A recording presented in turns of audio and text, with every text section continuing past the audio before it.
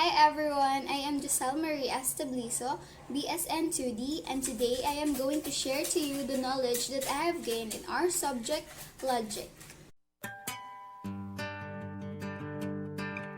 So first, let's define what is logic.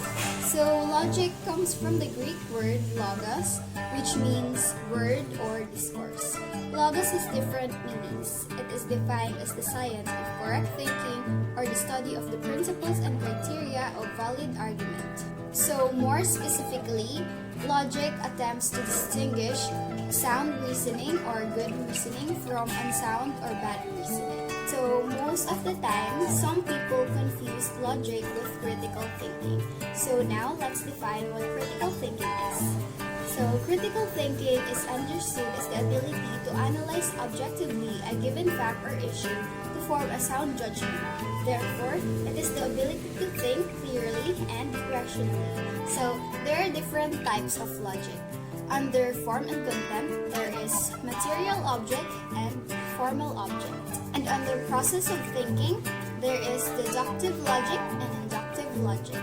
So when it comes to formation of concepts and terms, the human mind generally operates in the following sequence: sensation by the five senses, imagination, image making, apprehension or intellection, then verbalization, oral or written.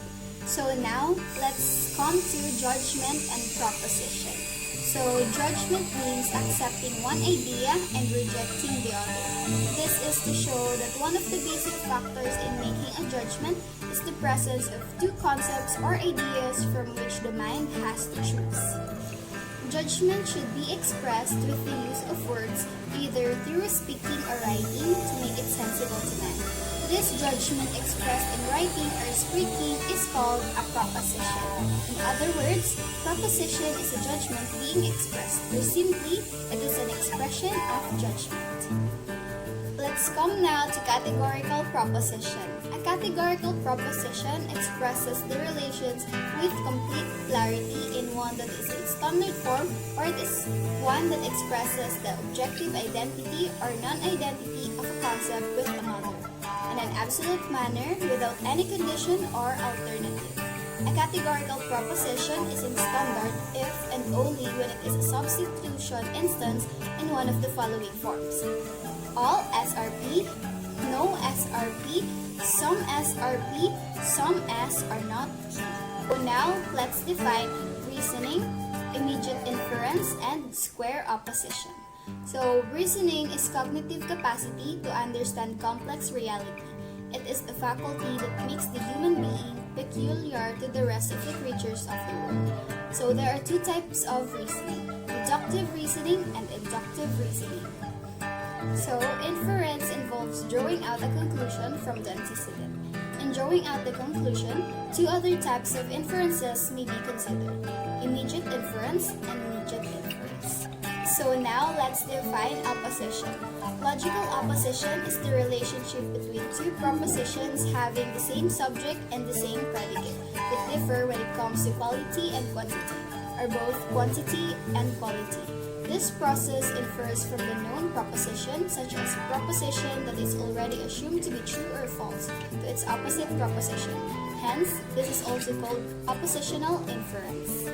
So, let's come now to logical equivalence. Logical equivalence is the formulation of a new proposition by interchanging the subject and the predicate of a given proposition, or by using or removing negatives. It is an inference in which the meaning of the original proposition is made clear in the second by the use and removal of negatives, and interchanging the proposition of the subject and the predicate of the original proposition. Logical equivalence has four methods: conversion, aversion, contraposition, and inversion. So let's come now to categorical syllogism. So it is a syllogism in which the proposition is all categorical. It is a complex logical unit made up of terms and propositions. The structural elements of categorical syllogism under basic propositions are major premise, minor premise, and conclusion. And under basic terms, there are major term, minor term, and middle term. Now let's define figure and proof.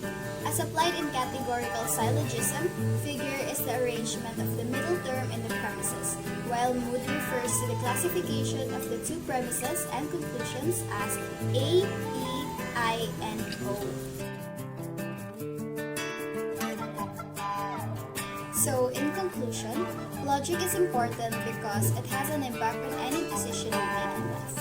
We will learn and make choices that impact our way of life by using logical thought.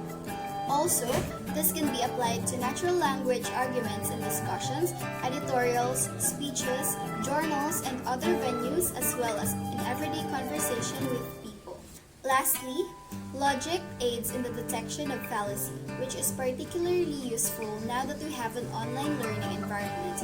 I am certain that I can recall, be familiar, and apply the various lessons and skills that this subject teaches us. That's all.